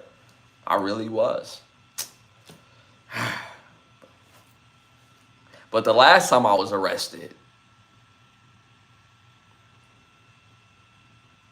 I was probably like 24. And the last time I was arrested, I said to myself, that was going to be the last time I was going to be arrested. Yeah. Period, point blank. Yeah. All right, y'all, moving on to our next hot topic. Statements. This statement: don't gamble with your mental, your health, your spirituality, or your heart. And I say this in light of Nelly's ex-girlfriend came out, Chantel Jackson. She said that she left Nelly to see if there will be space. She left Nelly because she said, excuse my words, y'all. She left Nelly to see if the space would bring them back together. Obviously, we seen it play out in real time, and he ended up reconnecting with Ashanti. Ashanti and him has, much documented relationship in the past, and they was able to stay together, get married, and have a child. So that's the reason why I'm saying don't gamble with your mental health, your physical health, your spiritual health, and I'm also going to add your heart. Because when you find somebody that you love, and even when things are not perfect, don't allow yourself to be tricked because we talked about this last episode, where if it's meant to be, then it's meant to be. That's one of the biggest lies ever told to anyone. People that really sit with that is people that is uncomfortable with taking accountability for their actions and how they're able to move things forward.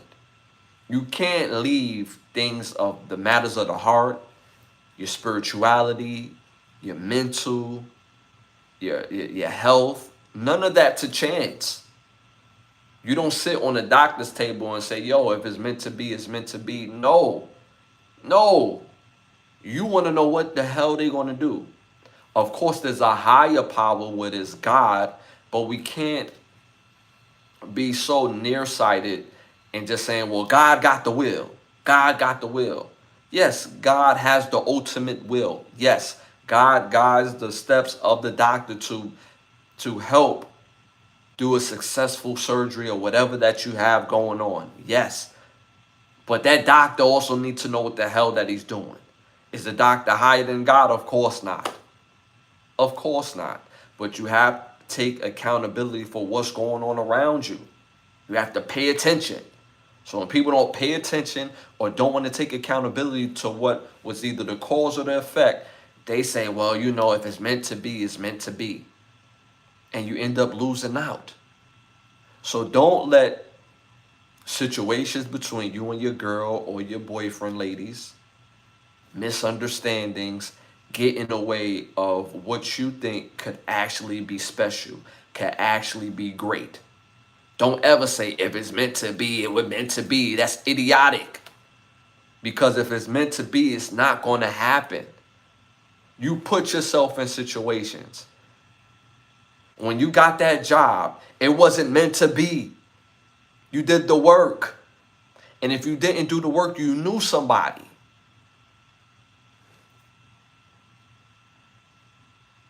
It's just common sense. So I don't necessarily fault her for feeling the way she does, because she felt the way that she felt at the time. But hindsight is 2020. And I'm pretty sure if she were to make a different decision back then, she would. Not leaving things to chance. Taking things in your own destiny by being positive, by learning how to resolve situations and conflicts, especially with your better half, especially with your partner, especially if you want to be with them. Learn how to have the uncomfortable conversation and be resolution based. That's the ultimate ingredient in any type of relationship with people. Learning how to have the uncomfortable conversation and being resolution based. So on one hand, it's a learning tool for her. And on the other hand, it's a learning tool for everybody else. Don't lean on chance. Don't lean on if it's meant to be, it was meant to be, because it has nothing to do with that. You're not going to take accountability for what you can determine the outcome. Simple and plain. Because how you feel and how you move when it comes to the matter of the heart and dealing with somebody, it's a factor. Men, as a man, if I'm dating a woman and things are not going great, and she tells me, babe, I love you, I want this to work, what do you feel it's going to take for things to work? That's accountability. If I do these things that you're talking about, is this going to add more happiness to our relationship? Accountability, having an uncomfortable conversation and being resolution based. You're not leaving it to chance. So if you argue and don't get out the untold or the unspoken conversation that y'all have to have, we got mental telepathy. No, we ain't Cleo. Both men and women, we not mind readers. Say what's on your damn mind. We too grown around here. We got all these outspoken ass people, but you can't speak up when it comes to the one that you love and be respectful and have the uncomfortable conversation and being resolution based. I'm just saying. Shout out to the chat. Y'all going in on the chat. Women believe space fix things that a man doesn't think. I'm sorry. When women believe space fix things a man doesn't think that way. Space for us means we move on. LOL. What you said, Patrick, is a fact. Some women who use the space tactic, if you really want your guy, that's the last thing you want. Men, we are visual. Out of sight, out of mind. And the longer we get used to not having you around, we start seeing the benefit of not having you around. And you don't want that. If you want us. So that was real spit right there. Maria in the building, appreciate you tapping in. Got Brazil in the building. We got Brazil in the building. Brazil. Shout out to Brazil in the building. Appreciate that. Nelly's ex can always go back to Florida. Bro, Patrick, you almost caught me slipping like this the Martin show. You know what I'm saying? You almost caught me slipping. About to break all out of character. You know what I'm saying? About to hit you with the big Tommy laugh and everything. You know what I'm saying? Nelly's ex can always go back to Floyd Mayweather. You are a fool. Shout out to Patrick. You are a fool. Adrian just got here. What did I miss? Appreciate you tapping in, Adrian. Hit them likes, hit the 100s, hit them likes, hit the 100s. It helps with the growth of the show. We appreciate that for tapping in. But yes, again, with Chantel Jackson, she thought space would bring them back together, and it didn't. It led to Nelly being in the arms of another woman, which is Ashanti, beautiful woman, and they building a life together. So that's how that is. But yes, so I wanted to get that off. All right, y'all. Moving on to my next hot topic. NFL safety Shiloh Sanders was released from the Tampa Bay Buccaneers, but hours later quickly signed off of waivers to the Pittsburgh Steelers. Let me know what y'all think about that in the chat. Shout out to Mohan in the building. Appreciate you tapping in. Hello, my brother or lady. I don't know, but appreciate you tapping in. But let me know what y'all think about that. NFL safety Shiloh Sanders, the brother of Shedeur Sanders, was released from the Tampa Bay Buccaneers. Hours later, signed off of waivers, and he will be on the Pittsburgh Steelers. Let me know what y'all think about that in the chat. When he got released from the Buccaneers, looking at the Buccaneers, looking at their defense, looking at their coaching staff, Todd Bowles, I thought that was one of the best places that Shiloh could be to go do his thing, shine, stand out. I actually like the fit of Shiloh on Tampa Bay.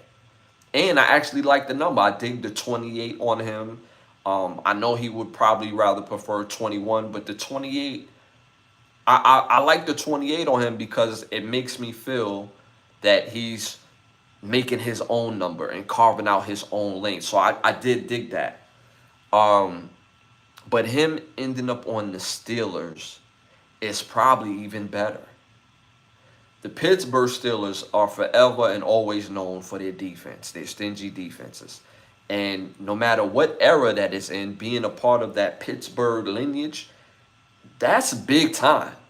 That is really big time. The Pittsburgh Steelers, regardless if they go to the playoffs every year or miss the playoffs, and they haven't missed the playoffs since Coach Tomlin has been there. But they are what I refer to as a high class, or I would say like what's the word? I'm missing a word, but they are a premier organization in the NFL and in the sports world, Pittsburgh Steelers. And it's not because, again, that they're super successful.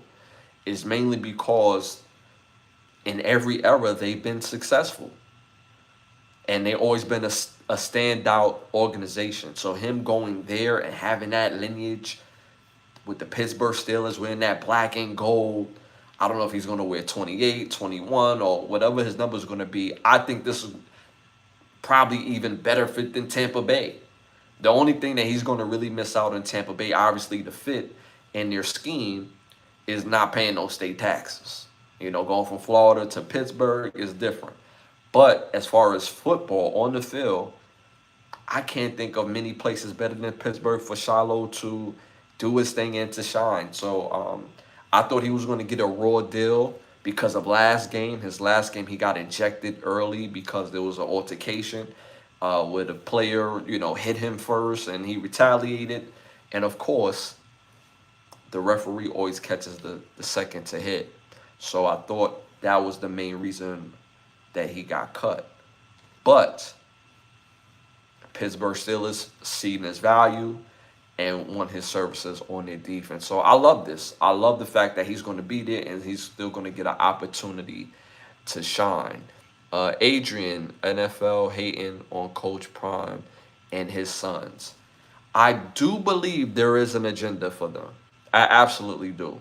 And there's few different reasons for that I'm gonna break down in a second. Patrick, uh, I like the Steelers taking a chance on him. Me too. They always have good defense, so he learned how to be a pro over there. Yeah, I agree. Well, over in Pittsburgh. Shout out to M. Uh, Menendez. Hey, bro. What job can I make good money? All right, so again, I agree with the whole, with him at Pittsburgh. I think that's a place for him to go and shine. Uh, Mainly because of their system, and he's able to keep that name going and rock out and do his thing. He get a real opportunity to shine, and it brings the best out of him, right? And when that black and gold, I think it's gonna. It just feels different than Tampa Bay, but I did like him on Tampa Bay. I will say that, but it feels different, so I like him there. Now, as far as the NFL is hating on Coach Prime and his sons, they're not hating on them for the reasons why people think they is. The NFL is hating on the Sanders men mainly because of the bottom line. The Sanders men, meaning Shiloh, Shador, Deion Sanders. The NFL wants to let them know that there's a hierarchy to their power. Nobody is bigger than the program. No more, no less. Now, do I believe that there's an agenda? Yes, like I said, just recently, and I mentioned early in the show, Eric Dickerson came out and said that the NFL told the teams not to draft Shador Sanders. That's what the NFL told the teams. And this is from Eric Dickerson, from his source that he received. Also, Boomer Esiason, quarterback Boomer Esiason, who was good in his own right, said this right after the draft. He said that there was a close source that he has that told him that the NFL told the teams not to draft Shador Sanders. And it's so multi-level that people wouldn't even understand the levels to this. So on one aspect, when it comes to the football side, Shiloh, Shador, very good kids. They are not the typical, I don't want to say typical because that's even like, a negative thing. That's not true. But they're not the kids that comes from a bad background. They also don't carry themselves as street kids, as street young men. They don't carry themselves like that. They don't speak like street young men do. They don't speak that way. They speak as they got some sense. They speak as if they have a mom and a dad. They speak as if they know consequences and having to be accountable. They speak as they're privileged. They're privileged to grow up with a mom and a dad, and their dad have access to resources that will allow them to be polished. Now, do they indulge in what other young men do as far as culture things, as far as jewelry, as far as music? Yeah. Yeah. Okay. They like to record music. Instead of going to the club and popping bottles. Any real reasonable franchise will be, okay, cool. So when the team says, we don't want to draft him, and they always change the narrative. We don't want to draft him because, his dad might, if we suck, they're going to hire his dad and I'm going to be out of a job. That makes no sense. Deion Sanders just got $60 million from Colorado. It would take a heavy buyout to get him to buy out to get from that a heavy buyout. Then the narrative became, you know, he's not that good. When up until the draft, he was top 3 picks overall. And that's mainly because Dion came out and said he's not going to allow him to go anywhere that this is going to pick him up to go. I've been in the NFL. I know how to navigate my son. The NFL didn't want Dion to say that proud and out and bout. The other greats of the NFL that have sons that played in the league, they use their power more quietly. So being that Deion Sanders, and mind you, Deion Sanders played cornerback. He's not a quarterback. He played corner. Deion Sanders is the only corner that ever had a damn video game after him. Primetime football. He's the only corner that had his own video game. Lends to his popularity. So now that his son has grown up in media and using streaming, they had shows and seeing them as kids, and now they growing up and seeing that power. Seeing that power. Shedeur Sanders sold more jerseys than anybody since he's been drafted. Since April up until now, which is only what, maybe 4 months? He made over $14 million in jersey sales. And the main reason why he even got paid that amount is because of a clause called prime equity. A lot of the teams in the NFL, on top of the other narratives, didn't want to give up the prime equity. And the prime equity allows him to basically operate as a partner instead of somebody that just getting a little piece on their merchandise. Hence the $14 million. So the NFL is flexing on the power, on the bottom line. Y'all not going to be bigger than the program. So are they trying to, you know what I'm saying, check them? Of course. We're seeing it in real time. We're seeing it in real time. Facts, no one is bigger than the Shield. That's what I'm trying to tell you. Like, y'all got to understand something. The NFL is a multi-billion-dollar-a-year company. Corporation. And it's so gangster that each team is their own private entity. But when they signed on the dotted line to the NFL, you gotta adhere and abide by the rules, baby. Nobody's bigger than the program. So at the end of the day, you don't think they have people to look into this shit. They have their own damn FBI and security people where they looking in for tendencies and weaknesses on how to, make somebody look less attractive as far as their market value in the sports space.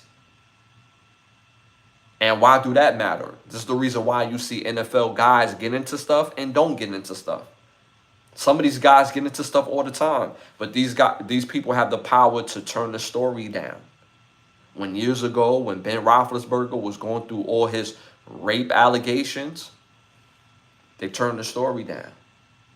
Ben Roethlisberger is not considered somebody who takes advantages of women, but he had several allegations.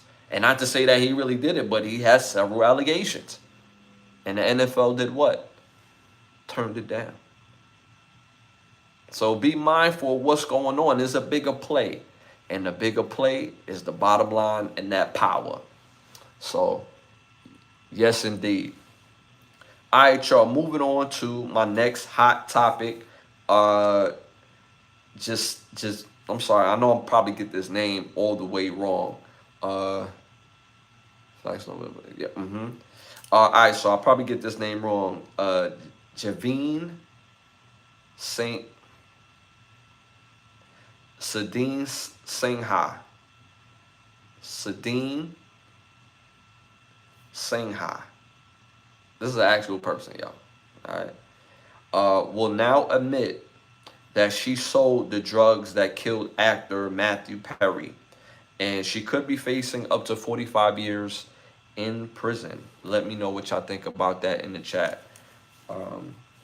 Matthew Perry was a very well-known actor for decades doing this thing, but died off of this drug, and she's ready to admit it. Several times before when they came at her, obviously she was trying to cop the plead and try to get away from the situation, but she's finally ready to admit that she sold the drug that killed actor Matthew Perry, and again could be facing 45 years in prison. Um, I'm all for this that they finally got her in court and gonna put it through the process. Somebody like this doesn't deserve to be on the street. Simple and plain. When you have access to these type of things and you're basically playing God by mixing in chemicals and testing things, and you're using people and their addiction to basically get over. Their decision is all the way impaired. But you're able to benefit and profit off of that. So this 45 years in jail, I mean, they might as well say life. They might as well say life. She could just be facing life. 45 years in jail just sounds like there's an opportunity for her to be free. That's still murder, in my opinion. Is it accidental? It depends on the type of lawyer she has or how they gonna spin it. But in the eyes of what's going on, I don't think it's accidental at all. So she finally admitted it and could be facing up to 45 years in prison. All right, y'all, moving on to my next hot topic. I'm sorry, my next segment. Moving on to my next segment, my Keep the Lie Live segment. I will say this because people would rather be right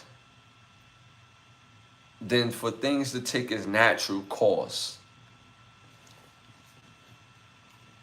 And in the midst of that, they root for the wrong thing. And when I say that, I mean this. Like, so you got people that's waiting around for other people to fail. And it's not, if they're going to fail in a moment. It's not if they're going to fail in a period of time. They're waiting like a lifetime for this person to fail, to gloat when somebody fails. And a lot of these people, their own life don't even be together. Do you know how miserable you have to be to wait around to see if somebody is going to fail instead of living and enjoying your own life? Do you know what type of karma that you're building for yourself, that you're living, that you're breathing in, if you're living for someone else to fail? Whether it's 5 years from now, 20 years from now, that's a miserable lifestyle. Everything that you do has to stink. Your breath have to stink. Your body parts have to stink. The stuff that you say, the things that you do, the aura that you give just stinks. You ever just meet somebody that they just stink? And I'm not just talking about their smell, just something about them just funky. Everything about them is funky. And those are the type of people that embody that type of energy and that type of aura, and nothing will ever go well for them. Nothing. And it makes them even more of a person to wait around to see other people mess up because it makes them feel good. That's part of the reason why I don't linger around in negativity. I love positivity. That's how I'm able to move forward in life. We all have negative, situations and things that we go through. We're living life. Nobody is exclusive of that. We're living life, whether you're rich, whether you're poor, whether you're taught, whether you're short, whether you're skinny, whether you're fat. We all are not immune to the trials and tribulations of life. So we all gonna go through some shit. Some stuff. I gotta stop cursing. Some stuff. So it's a tool and a benefit for you to worry about yourself and linger in positivity. when I see my friends do well, I'm actually happy for them.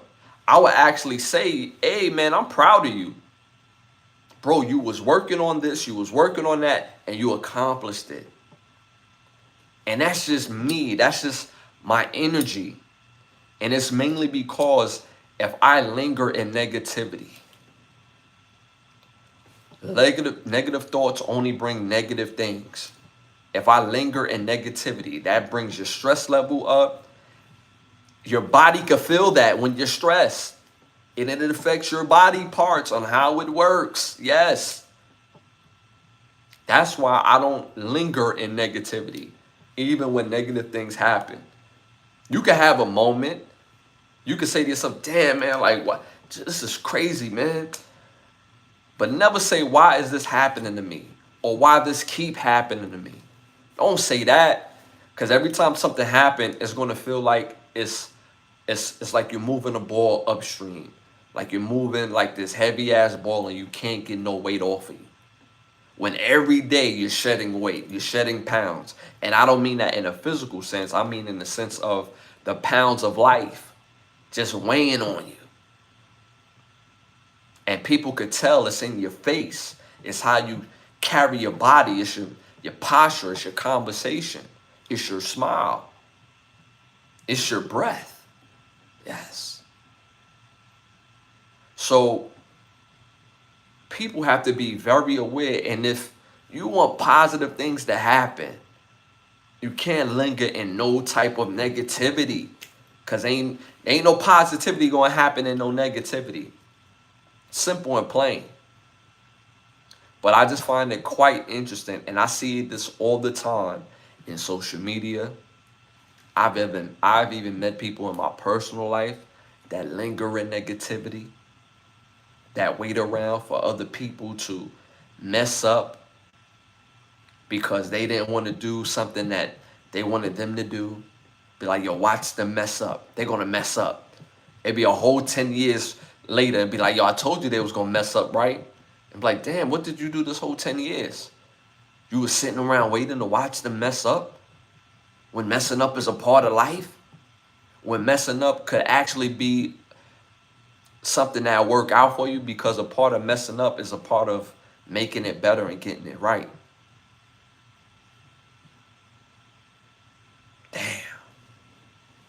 Damn. That's a scary thing. That is super scary. And I don't understand people that linger in that type of energy. And at the end of the day, use God as your guide and make things happen. Don't leave nothing to chance, and don't linger in this energy where waiting for other people to fail.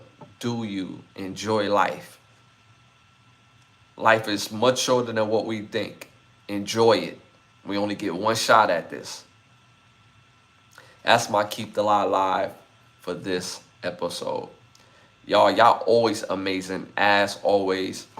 I'm Ashley Lovechild. I'm on every Thursday, every Sunday. Every Thursday, every Sunday at 10:30. I want to thank y'all for tuning and tapping in. As always, showing me so much love. And it helps with the growth of the show. It just means the world to me. Thank you. Quick shout out to some of my chat that was going in. Badge holders, day ones. I'm not going to name all of y'all. You know what I'm saying? But I'm going to name quite a few that I can see. Shout out to Solo Slim, Patrick Thomas. Shout out to Maria in the building. Shout out to Treeman, Hazel, Ebony, DMG, Vic. Shout out to Vic in the building. Rowan Jack, Biggs. All right, I'm not going to go all the way up, but thank y'all. Thank y'all. Appreciate y'all always for tuning and tapping in. Again, it helps with the growth of the show. And please send me some ideas on how to celebrate episode 200, because episode 200 is coming up. We have a little time, but it's just enough time for me to do something special on live. So again, give me some ideas for episode 200. And that would be absolutely amazing. Again, I want to thank the presenting sponsor of this podcast, which is Button Snaps, where you get the finest of movies, shows, documentary, all for your viewing pleasure for $4.99. Again, that's the word button, hyphenated sign, snaps.com. That's the word button, hyphenated sign, snaps.com. Also, I want to thank other sponsors of the show, Button Snaps and OUV Records. If you're interested in becoming one of the sponsors of the show, you can hit me on my Instagram at Ashley Lovechild. Uh, Also, I want to thank, oh, I'm sorry, we're on the road to 20,000 subscribers. We're a little over 11,000 subscribers. So, again, continue to like, subscribe, share, hit that all notification bell if you haven't already, and tap into the memberships. Different memberships do get granted different access. So, again, make sure y'all tap in. Also, I want to thank y'all for supporting my new EP, Winners Loyalty. Again, it's called Winners Loyalty.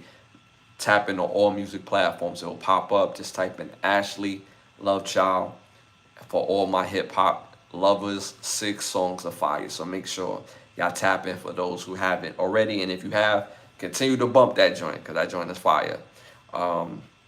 So yeah, I also have some big announcements coming up. I'll probably say that for episode 200 as well, especially if it's ready. But I might save that for episode 200. I got some special announcements coming up as well. And again, please send me some ideas or what you think I should include in episode 200, whether it's on live or on any of the videos. We got over 450 rewatchable videos of this podcast on this channel. So make sure y'all tap in. Whether it's videos or shorts or lives, it's a lot of videos. So make sure y'all tap in. Also, Twisted Metal is back, y'all. For those of the Twisted Metal fans out there, season 2 is back and it's popping. I'm loving Twisted Metal. For those who are watching Twisted Metal Fire series, so make sure y'all tap into Twisted Metal. And my absolute favorite show that's out right now is like 8 episodes in. New Dexter season is out. I'm a big Dexter fan. Pause. Fire series, and the new season is back. They're in New York City, and it's probably one of the best seasons so far. Like it's fire. I'm not even gonna hold you. I didn't know how they was gonna top it, but when they put New York City and knowing how New York City people move, because you could die in New York City and nobody would know it, and people will walk past you.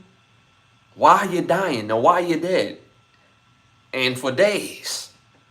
That's the type of place New York City is. It's super busy. So if you got somebody like Dexter doing his thing in New York City, it's a whole nother craziness to it. So the new show Dexter is back as well. So I'm super excited watching that. It's a great series so far. Again, y'all, I want to thank y'all for tuning and tapping in. I will be back this Thursday live at 10:30. Again, this Thursday live at 10:30. But I will be tapping in throughout the week. I'll just be popping up, going live. So again, hit that all notification bell. And y'all already know, man, it's love. And I'll see y'all this Thursday at 10:30. I'm out.